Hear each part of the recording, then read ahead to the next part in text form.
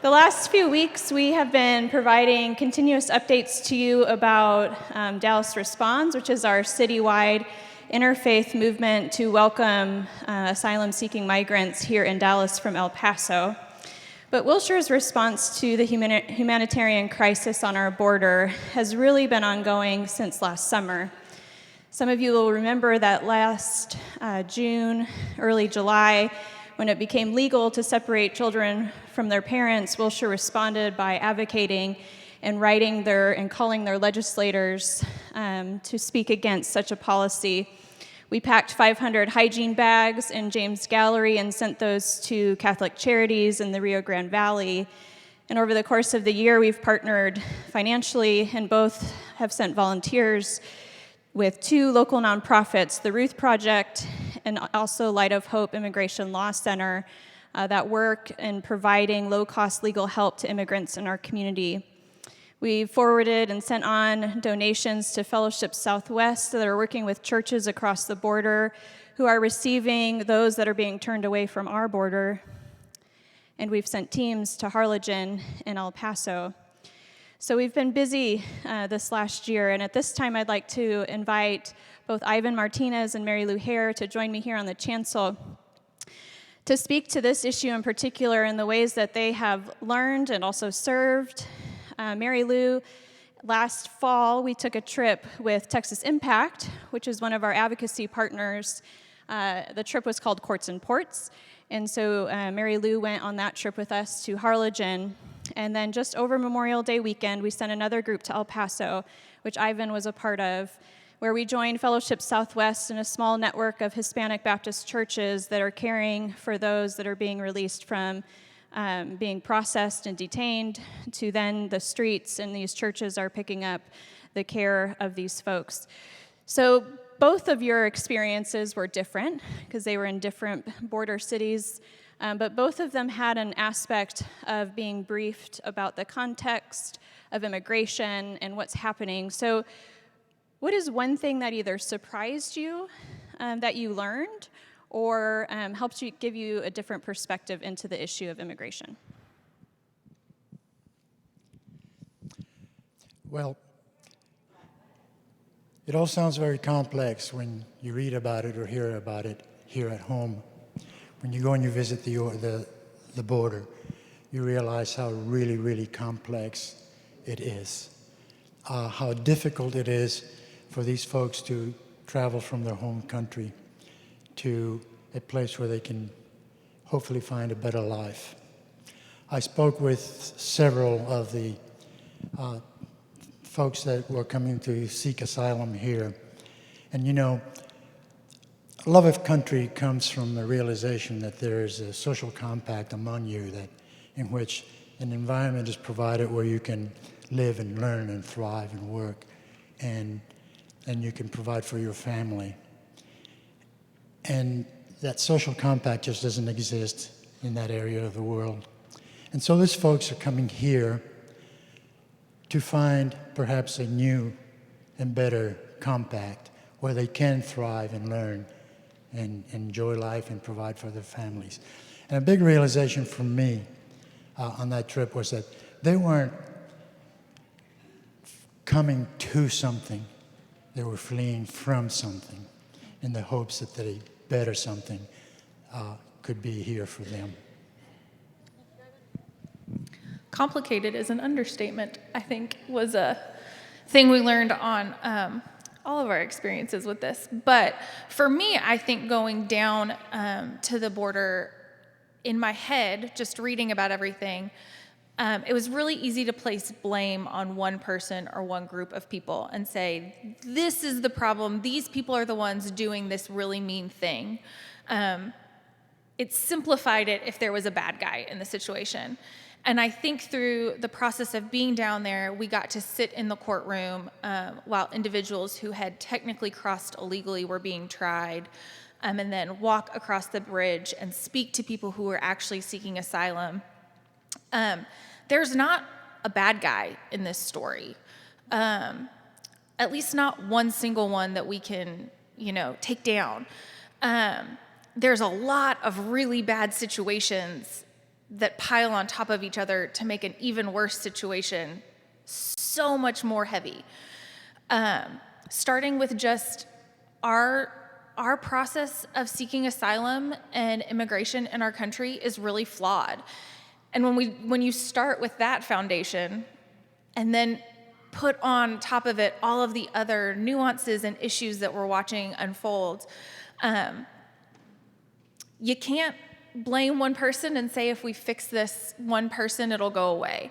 This has been an issue that's been happening since the late 80s, and we're just seeing it unfold in a more extreme way right now than we have in the past few years. And so there's a lot of work to do, not just on the border with those who are fleeing, but within the system of our country and the way we treat people who are reaching out to us for safety and hope. So the second component of both of your experiences really helped put kind of a human face to such a controversial or difficult topic. Was there one event or person or church that you visited that sticks out to you in your mind that helps explain the role that faith can play in this? There were so many faces. For a lot of the faces of the people that I spoke with, in it I could see hope, and that was very nice. But the one person that really stands out to me in my experience in El Paso was a young man, about somewhere between 21 and 25 years of age. His name is Joe. He drives a truck for a living during the week. On the weekends, he goes to a church called Dios es bueno, which means God is good. And in this made-up church, because it's like a warehouse, really, it's not, that's one of the things that changed my view of what a church looks like. A church can be anywhere. But Joe is an incredible young man. He's full of energy, full of love. He essentially runs the process of taking the asylum seekers, in and processing them through their intermittent stay here. The first day is with ICE. That's not really good, but and then getting them to their sponsors here.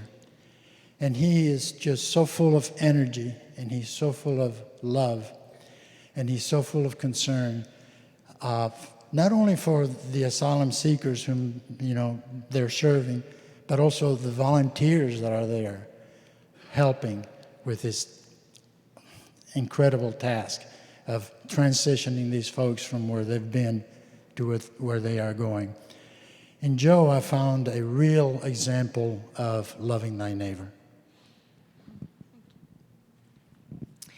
So there are millions of faces I could sit and tell you about for hours and share their stories and what brought them to where they were when we got to see them, but also brought them to Dallas sometimes or beyond.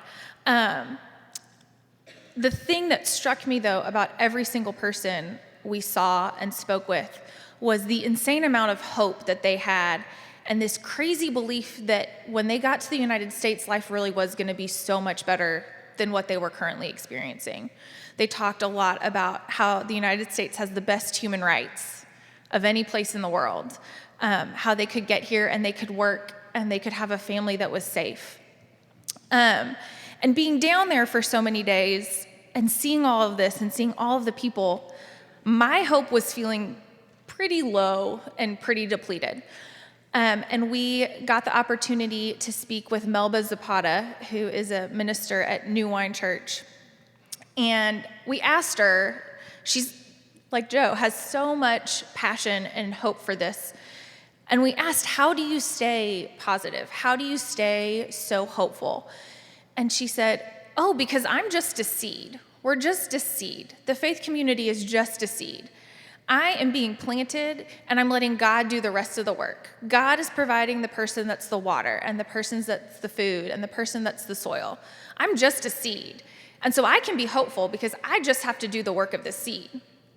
And that reminder to me that as a faith community, we are called to help these people. We are called to go down there and to welcome them here, and to show this insane love to them. But that doesn't mean that we have to feel hopeless when we see the enormity of this. We're just a seed. We just have to do this one thing and trust that God is going to multiply all of that good work. Well, thank you both for going into some of the most difficult spaces and places, and for being able to communicate how God is working and moving in that.